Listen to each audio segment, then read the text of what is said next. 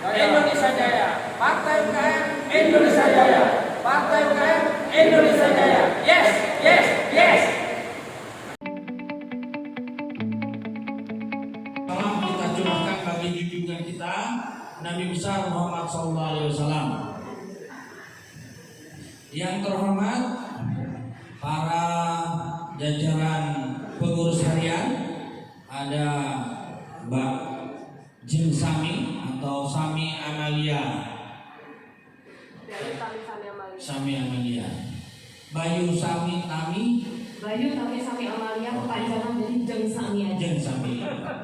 Terus ada wakil bendahara umum Ibu Nikmatul Hidayati Hajjah, Nikmatul Hidayati. Terus ada juga beberapa pengurus harian.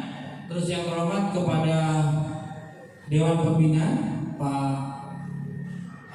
Leo RT Panjaitan SHMH, ada dari Sekretaris Dewan Penasehat Bapak Dr. Randes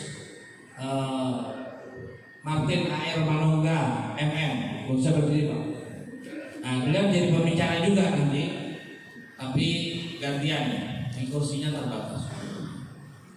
Terus yang terhormat ada Bu Dona dari Dewan Pakar dan beberapa DPW yang bisa hadir, ada yang dari Papua, ada yang dari Jakarta, ada juga ketua-ketua departemen, ada dari badan, anggota badan, dan terutama para pendiri. Semua di sini kebanyakan rata-rata pendiri.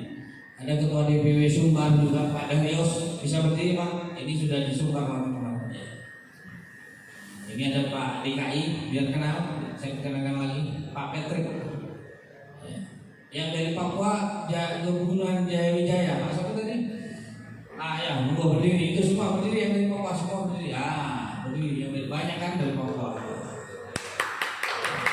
Great boss. Itu artinya Pancasila. Terus ada juga ketua-ketua saya. Ada Satgas itu Pak ini. Dari Bekasi. Itu ketua umum Satgas kita yang baru. Karena yang lama masuk angin. Gitu. Terus ada Mas Arif dari disabilitas. Bisa berdiri Mas Arif. Itu mengadvokasi penyandang cacat. Harus ada Mas Agus yang bikin Mars ini, Mas Agus Hamause. Ini sekretaris Dewan Seniman UKM Indonesia. Jadi semuanya Indonesia. Dan kebetulan hari ini adalah 1 Juni 2021, tepat hari lahirnya Pancasila. Dalam sambutan saya, hari lahir Pancasila itu bukan persoalan kita tanggal 1, tanggal 22 Juni, 21 Juni 1946 pada saat sidang BUPKI, Badan Penyelidik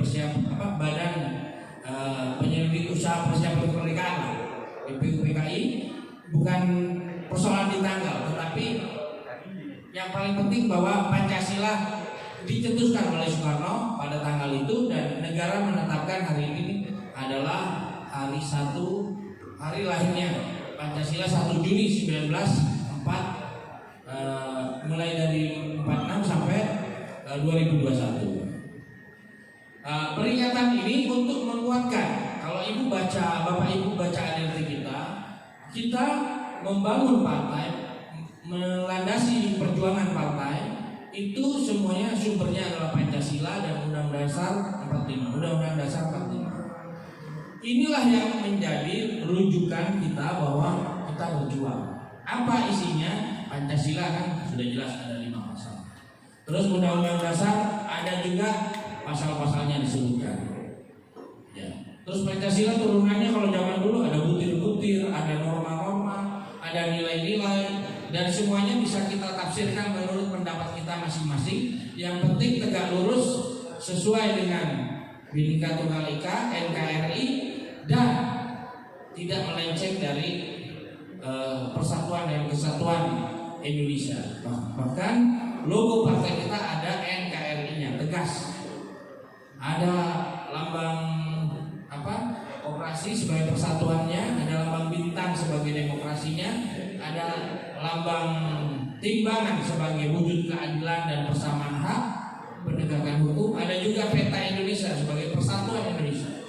Biru sebagai tanda, biru ini biru, semua biru itu sebagai laut dan langit. Jadi kita adalah negara yang penuh indah, dikelilingi pantai yang biru, langit yang biru, yang mungkin kalau di tempat di Afghanistan itu tidak ada. Mungkin kita tinggal di Irak itu mungkin tidak ada. Kita kalau ke pantai sedikit sudah lihat sangat biru yang sangat luas. Yang kita sebut tadi wasalji wal barad. Ya. Kita punya tafsir terhadap Pancasila yang kita sebut namanya hermeneutika politik Pancasila. Dalam landasan kita di ADRT, tafsir kita adalah bagaimana mengisi kemerdekaan. Kemerdekaan itu seperti apa sih? Apa itu terus berjuang angkat senjata? Apa terus mengisi kemerdekaan dengan cara apa? Tapi yang paling penting adalah bagaimana melaksanakan atau mengimplementasikan atau membumikan atau menekankan, meneguhkan komitmen kebangsaan untuk mencerahkan peradaban, untuk mencerahkan agar masyarakat ini tidak tertindas, agar masyarakat yang miskin bisa juga ikut bahagia, dan agar yang melarat bisa juga bisa hidup bersama-sama dalam kemerdekaan yang benar-benar merdeka. Merdeka dalam artian sentosa, makmur, adil, dan baldatun thayyibatun warahmatullahi. Kalau orang Islam sebut, atau kita sebut masyarakat madani, atau kita sebut masyarakat damai sejahtera. Sebuah masyarakat yang diimpikan agar kebahagiaan itu terjadi. Hari ini sudah terjadi, kita duduk enak, ngobrol enak, makan enak. Ini di Palestina perang, di Irak perang masih. Di beberapa negara Korea untuk bersuara begini susah. Artinya kita sudah benar-benar merdeka, tinggal kita mengisinya. Mengisi itu cukup dengan sebagai warga negara yang baik, kita hidup beragama dan bermasyarakat. Artinya antar tetangga kita pun kita juga harus Pancasilais. Nilai-nilai dan butir Pancasila itu benar-benar dilaksanakan dengan baik. Tata krama, sopan santun, unggah ungguh, dan segala itu bagian dari adat istiadat, norma-norma yang harus kita ikuti.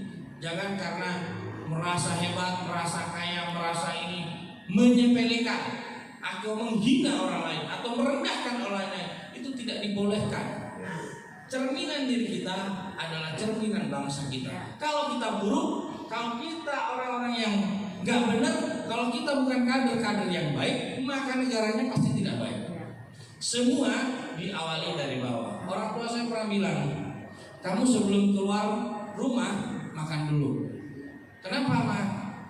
Kenapa, Bu? Supaya kamu nggak bertengkar. Kalau lapar kamu nanti bertengkar, emosi. Artinya apa? Itu cermin dari rumah. Yang kedua, kamu jangan kaki naik di atas. Jangan begini, jangan begini. Kamu melatih di rumah. Ketika kamu di rumah orang, kamu tidak membiasakan kebiasaan burukmu di luar. Itu cerminan kalau di keluarga. Artinya apa? Untuk membangun pemimpin-pemimpin bangsa, kebiasaan-kebiasaan baik, kebiasaan itu harus dilalui lewat partai ini. Harus ideologinya jelas, aturannya jelas, tujuannya jelas, fungsinya jelas, dan partai UKM akan melahirkan pemimpin-pemimpin yang lebih baik, yang sudah dikader, sudah dilatih dari rumah kecil menjadi rumah besar. Demikian, terima kasih. Akhirul kalam, fastabiqul khairat. Wassalamualaikum warahmatullahi wabarakatuh. Kemerdekaan atau mengisi proklamasi, dan itu jelas saya sebut di dalam visinya. Visi kita adalah mewujudkan Indonesia bahagia untuk meningkatkan kesejahteraan bersama. Visinya, misinya adalah yang pertama keadilan sosial, kesejahteraan, ekonomi kerakyatan, kesetaraan ekonomi, kemajuan ekonomi, dan penegakan hukum. Terus persamaan hak. Ada 7 itu semuanya adalah sangat idealis dan sangat kokoh sebagai ideologi kita. Supaya apa? Supaya kita tidak salah dalam melangkah. Nanti dan kita adalah partai kader. Partai kader itu apa? Partai yang solid, yang punya handal, punya pemahaman. Apa sih nilai-nilai perjuangan kita? Apa sih harapan-harapan perjuangan kita? Kenapa? Kalau kita tidak paham, maka nanti akan melenceng. Maka seolah-olah partai hanya milik individu. Partai itu hanya untuk membangga-banggakan diri. Partai itu hanya jadi tempat untuk narsis-narsisan. Bukan itu. Partai itu adalah alat perjuangan. Dan pisau analisanya adalah Pancasila, Undang-Undang Dasar 45. Gerakannya adalah gerakan politik kader.